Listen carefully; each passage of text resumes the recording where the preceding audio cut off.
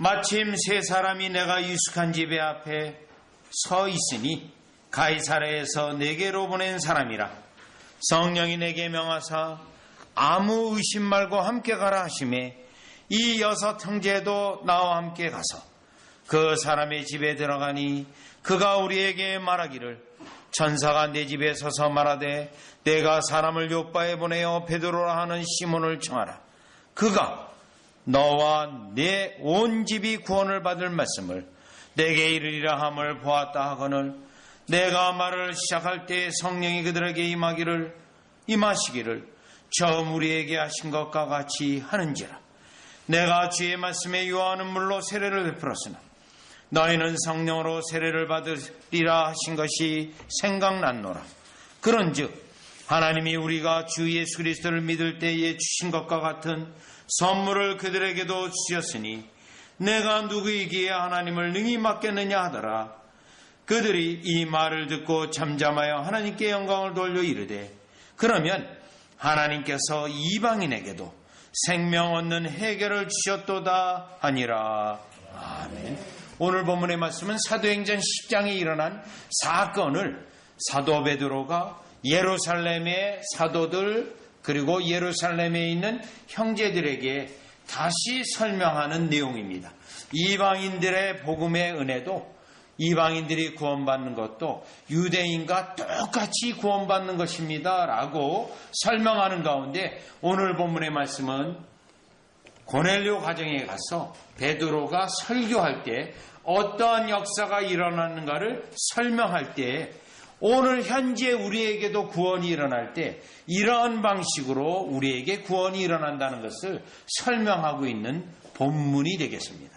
이러한 방식은 모든 민족에게 동일하게 모든 인생이 구원받는 방식이 오늘 이 베드로가 설명하는 가운데 특별히 3가지 요소가 들어 있습니다. 이 3가지 요소는 구원의 순서이기도 합니다. 구원이 일어날 때 하나가 일어나고 그 다음 연결되어서 우리가 지난번에 공부한 것처럼 황금 사슬에 해당되기도 합니다. 그것을 우리가 오늘 본문 베드로의 설명으로부터 하나하나 요소 3가지 요소를 살펴보려고 합니다. 구원의 방식 3가지 방법 3가지 요소인데요. 첫 번째는 여러분 14절입니다. 14절에 보시면 그가 너와 내 온 집이 구원받을 말씀을 내게 이르리라 함을 보았다 하거늘. 자, 이 말씀은 지금 천사가 그 집에 와서 베드로를 청하라 라고 말을 하면서 천사가 알려준 겁니다. 천사가 베드로가 와가지고 14절에 있는 것처럼 그가 너와 내 온 집이 구원받을 말씀을 내게 이르리라 라고 천사가 고넬료에게 알려준 겁니다. 자, 그것을 베드로 사도가 듣고 지금 사도들과 형제들에게 설명하고 있는 겁니다. 그러면 오늘 이 14절을 보면서 천사가 고넬료에게 나타나서 베드로를 초청해서 말씀을 들어라. 그러면 그 말씀을 들을 때 그 말씀이 구원을 이루는 말씀이 되겠다라는 내용이에요. 그러면 여러분이 이 본문을 볼 때 아니 천사가 그냥 다 설명해 주지. 그렇죠? 예수 그리스도가 십자가에 돌아가신 예수님이 너희를 위한 구주요 그 그리스도를 믿어야 여러분들이 구원받습니다. 천사가 다 설명해 줘도 되잖아요. 그런데 천사는 굳이 베드로를 초청해서 베드로가 구원에 이르는 그 말씀을 하도록 하라고 천사가 이 지시를 했습니다. 여기에 구원의 방식이 하나님의 구원을 이루는 방식이 있습니다. 하나님이 여러분을 구원을 이루실 때 여러분에게 꿈에 나타나서 말씀에서 구원이 일어나는 그러한 구원의 방식이 아닙니다. 또요, 환상을 보고 여러분이 예수님이 하나님이시구나, 내가 이제 예수님을 믿어야지, 그렇게 해서 구원이 일어나는 것이 아닙니다. 오늘 본문에 의하면 반드시 사람이 가서 전도자가 가서 구원에 이르는 말씀을 하고 그때 구원의 은혜가 시작이 되어지고 실제로 구원이 일어난다라는 것입니다. 여기서 우리는 아주 중요합니다. 오늘날 이 시대에도 구원에 대하여 잘못 생각하는 사람들이 가장 흔한 게 뭐냐면 음성을 듣고 환상을 보는 것을 구원의 방식으로 생각하는 사람들이 굉장히 많습니다. 그렇기 때문에 그러한 집회에서는 사람들로 감정을 움직이고 흥분적인 방식으로 거짓 영적 현상이 일어나도록 속이는 일이 많은데 굉장히 오늘날 이 시대에도 그 속이는 현상이 매우 많습니다. 그런데 분명히 오늘 우리에게 구원의 방식에서 첫 번째 방식은 전도자가 가서 하나님이 보내는 사람이 가서 말씀을 전하게 하고 그 말씀을 전할 때 구원이 일어나도록 하나님이 정해놓은 방식이라는 겁니다.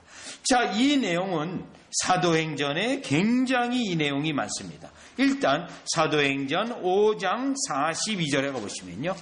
사도행전 그 앞부분에 5장 42절인데요. 사도행전 5장 42절. 그들이 날마다 성전에 있든지 집에 있든지 예수는 그리스도라고 가르치기와 전도하기를 그치지 아니하니라. 여러분, 사실 사도들은요, 기적을 일으킬 수 있는 하나님의 특별한 은사를 받은 사람들이에요. 그러면 이 사도들이 계속 기적을 일으키면 되잖아요. 그러면 사람들이 많이 모일 것이고 그걸 통하여 정말 하나님은 살아계시구나 라고 할 수 있잖아요. 아닙니다. 그런데 오늘 본문을 보면 지금 날마다 성전에 있든지 집에 있든지 예수는 그리스도라고 가르치기와 전도하기를 가르치는 데 있습니다. 설교에 있습니다. 여러분, 지금 이와 같이 예배 가운데 설교가 행해지고 있는데요. 이 설교는 제가 행하지만 저도 듣습니다. 하나님 앞에 저도 듣고 말씀에 순종하는 거예요. 그러면 저는 중개자로서 전달자고 또 이 전달할 때 실제로 하나님이 역사하셔서 여러분에게 구원의 말씀으로 들리게 하고 실제로 구원이 일어나게 하는 겁니다. 자, 그래서 이 설교, 가르침, 이 수단은 우리에게 실제로 구원이 일어나게 하는 실제적인 수단이 된다라는 거예요. 그렇기 때문에 사도행전 또 20장을 가보시면 20장이에요.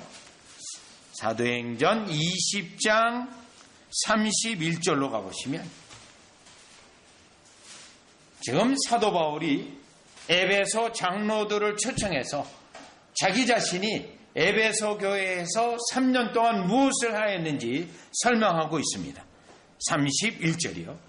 그러므로 여러분이 일깨어 내가 3년이나 밤낮 쉬지 않고 눈물로 각 사람을 훈계하던 것을 기억하라. 요거예요. 사도 바울이 에베소 교회에서 3년 동안 밤낮 쉬지 않고 각 사람을 가르치고 훈계하고 또 눈물로 기도한 것, 그걸 기억하라는 거예요. 무엇이죠? 훈계했던 것은 예수 그리스도의 복음의 가르침이에요. 하나님의 말씀의 가르침이에요. 이 말씀의 가르침을 사도 바울이 지금 뿌려놨어요. 그리고 이제 사도 바울은 예루살렘을 통하여 로마로 가게 됩니다. 그러면 이제 사도 바울이 없으니 에베소 교회는 어떻게 될까요? 32절을 보세요.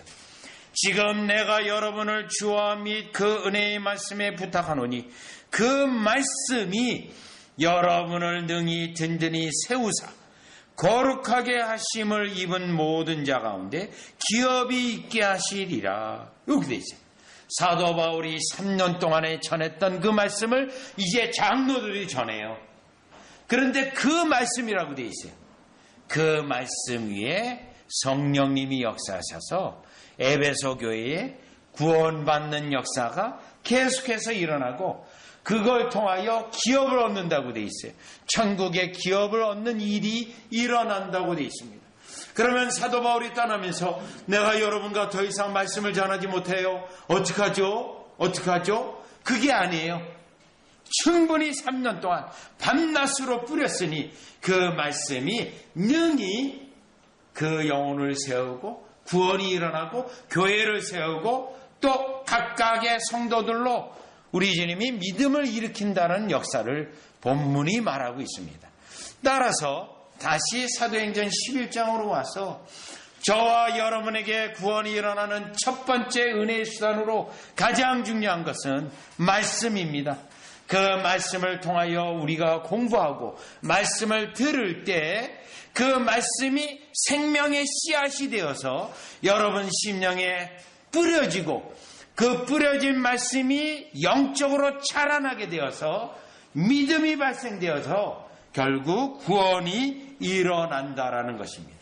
그래서 우리에게 구원의 은혜의 수단, 구원의 방법이 첫 번째 정해진 수단은 하나님의 말씀입니다.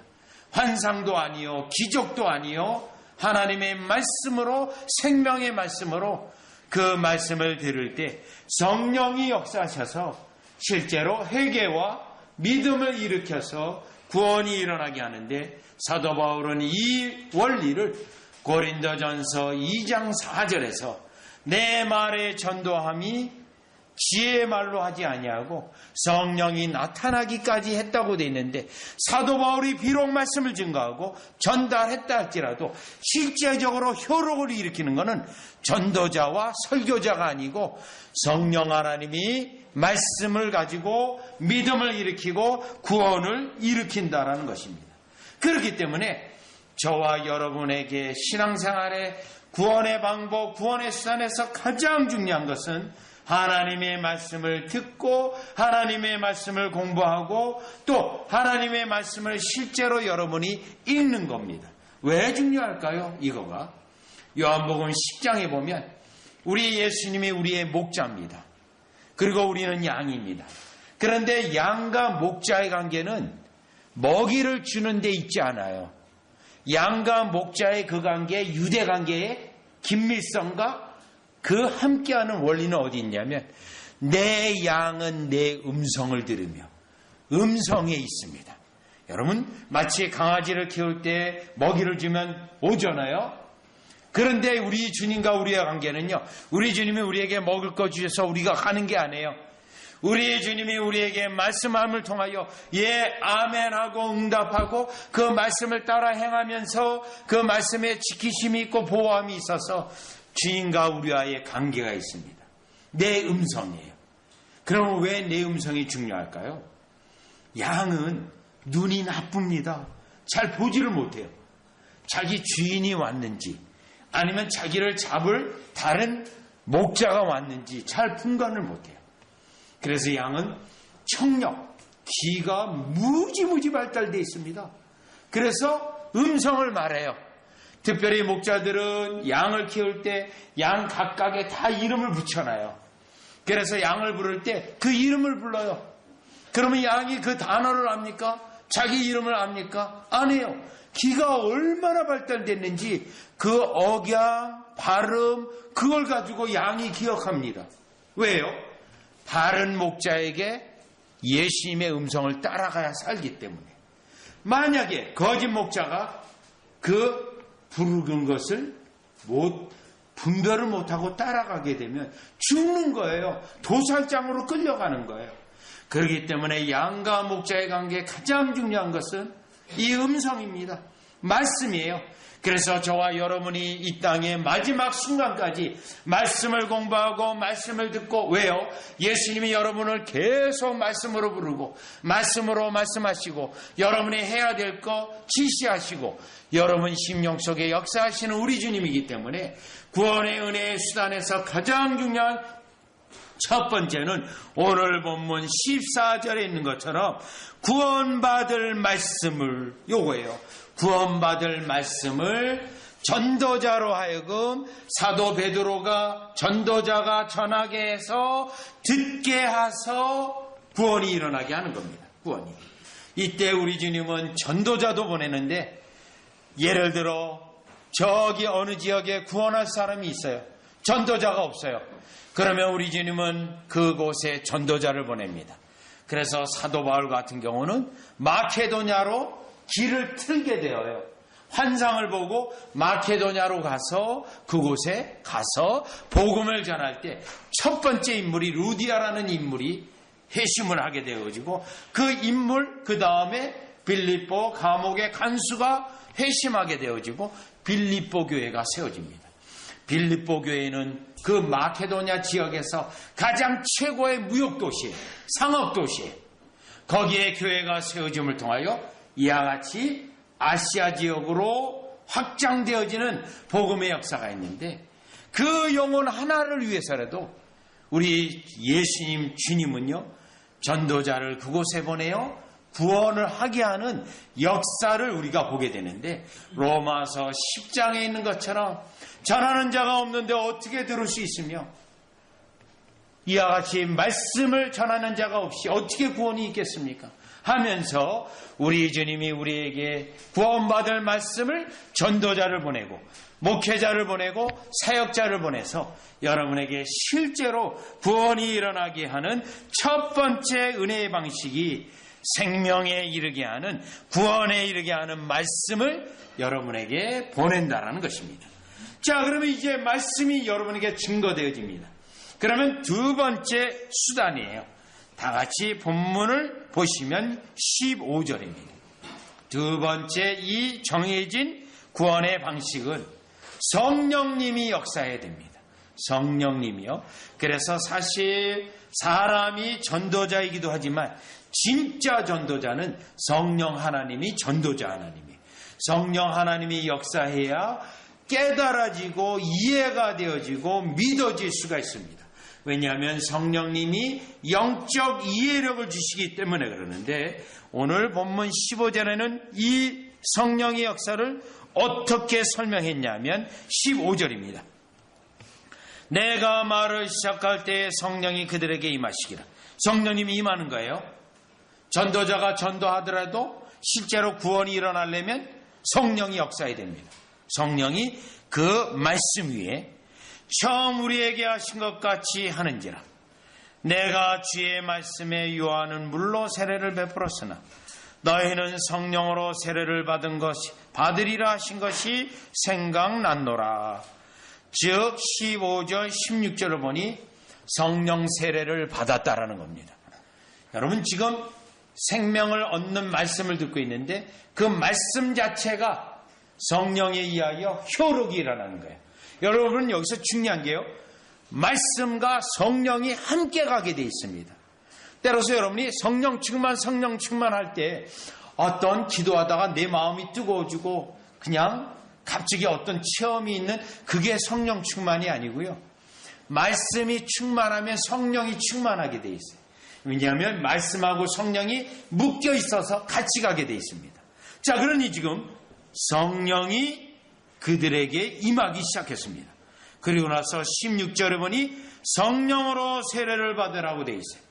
성령 세례는 영혼으로 하여금 영안을 열어주는 거예요.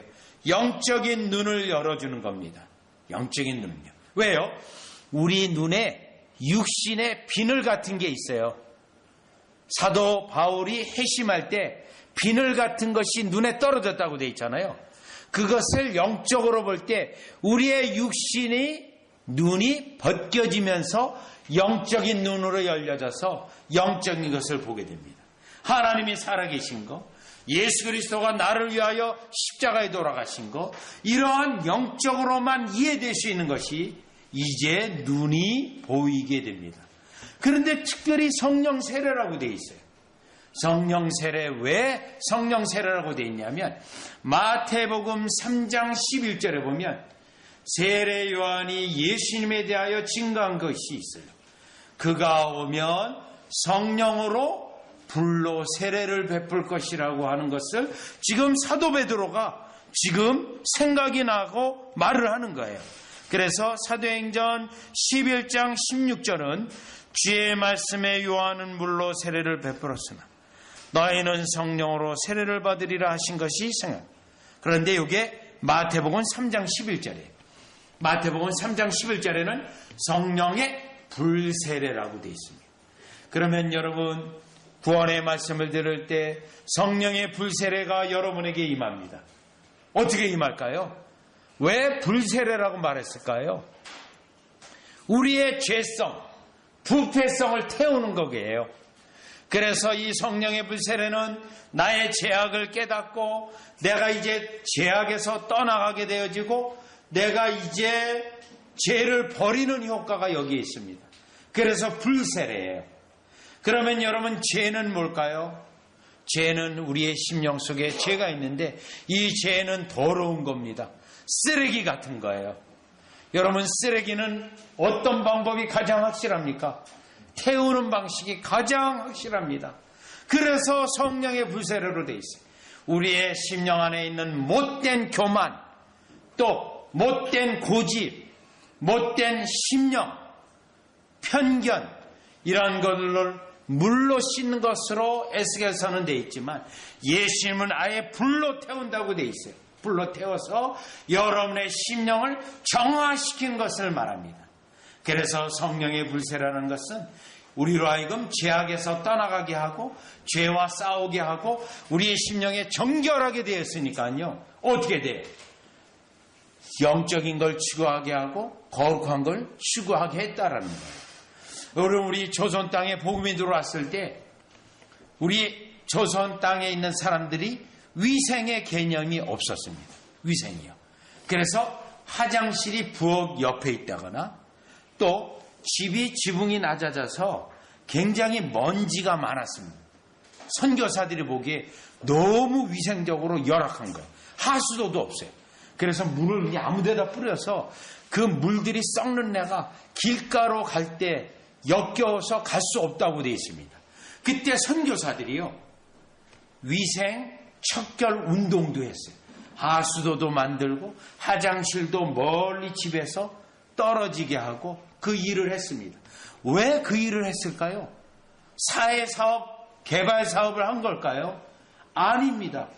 위생하고 구약성경의 거룩성하고 같이 가게 돼 있어요.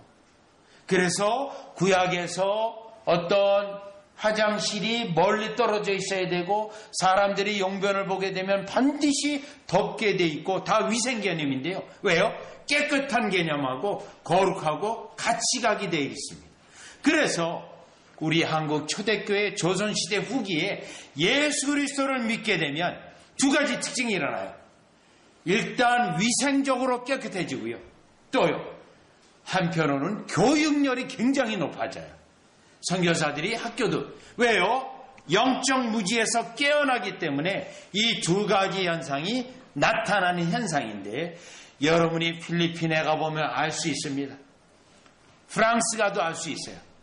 로마 캐톨릭이 있는 국가에 가면 한결같이 다 지저분하고 더럽습니다. 또요, 인도 같은 경우 귀신이, 우상이 수백만 종이에요. 수백만 종.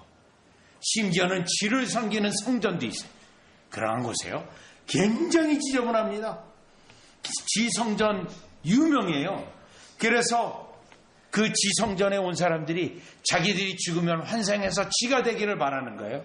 그것을 위해 예배하러 오는데요, 쥐가 먹던 곡물을 먹고 쥐가 먹던 우유를 마시면서 내가 신과 함께 되었다라고 생각하라는 거예요. 자, 따라서 더러운 걸 태우는 역사가 성령의 불세례예요. 그래서 우리는 이 성령의 불세례를 받게 되면 더러운 것, 죄, 이것으로부터 떠나서 정결한 삶, 거룩한 삶을 추구하게 되죠. 왜요? 태웠거든요. 성령이 여러분에게 더러운 것들을 다 태우는 거예요.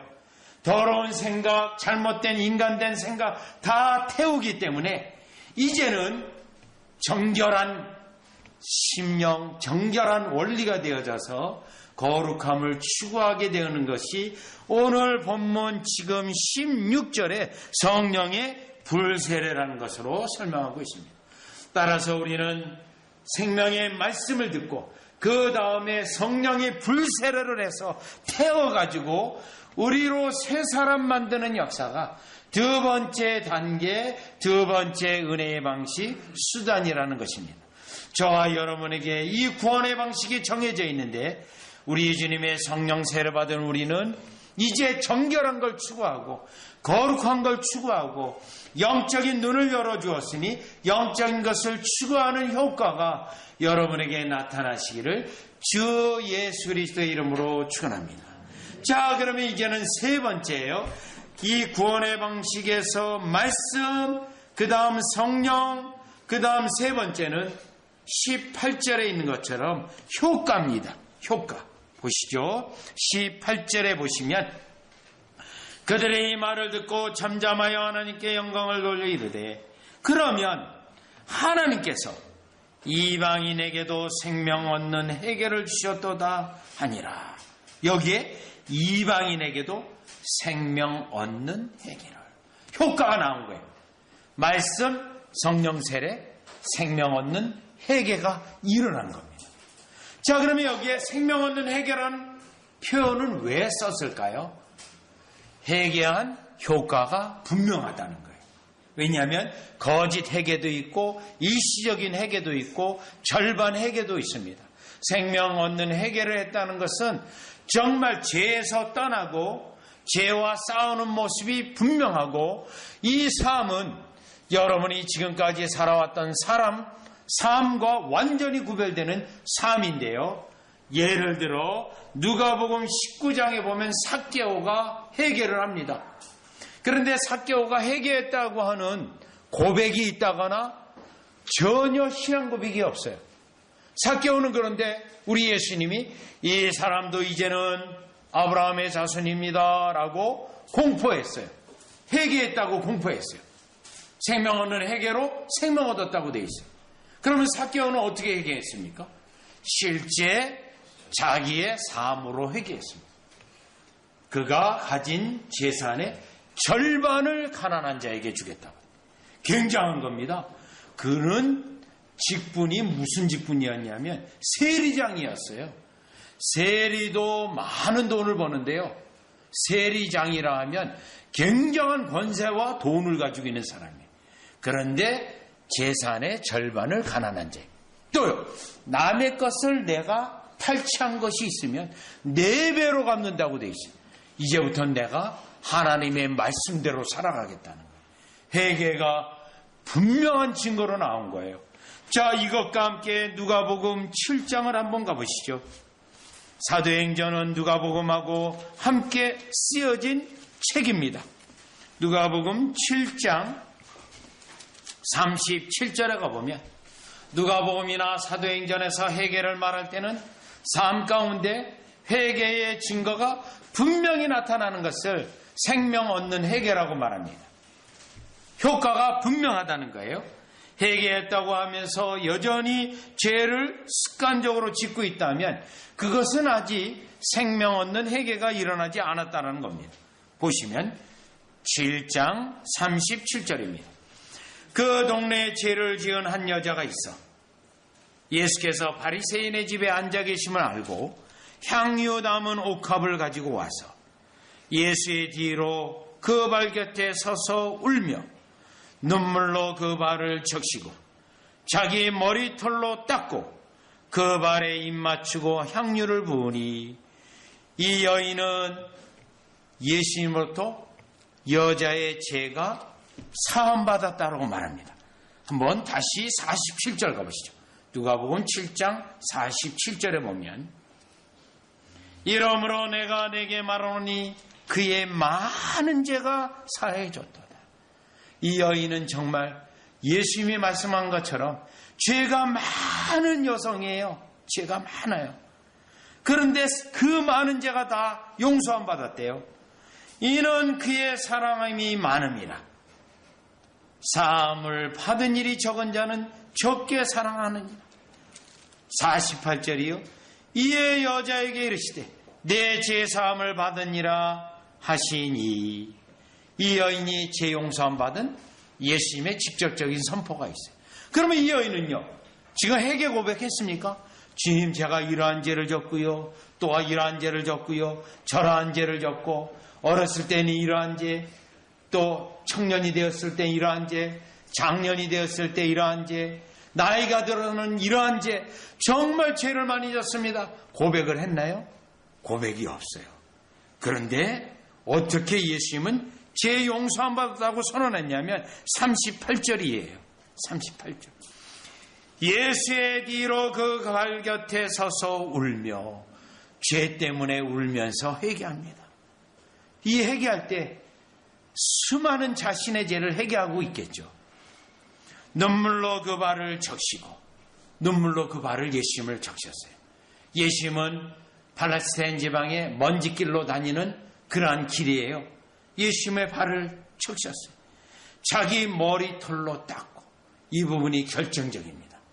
이 여성에게는 머리털, 머리가 굉장히 중요한 역할을 해요.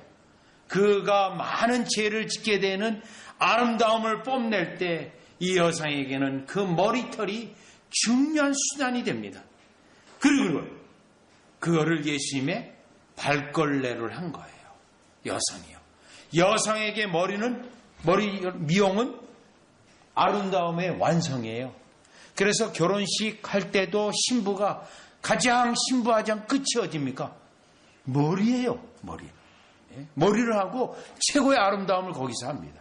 이사야서 3장에 말하고 있는 거예요. 그런데 그 머리털을 예수님의 발을 닦은 걸레로 사용한 거예요. 그리고 나서요, 그 발에 입맞추고 완전히 굴복합니다.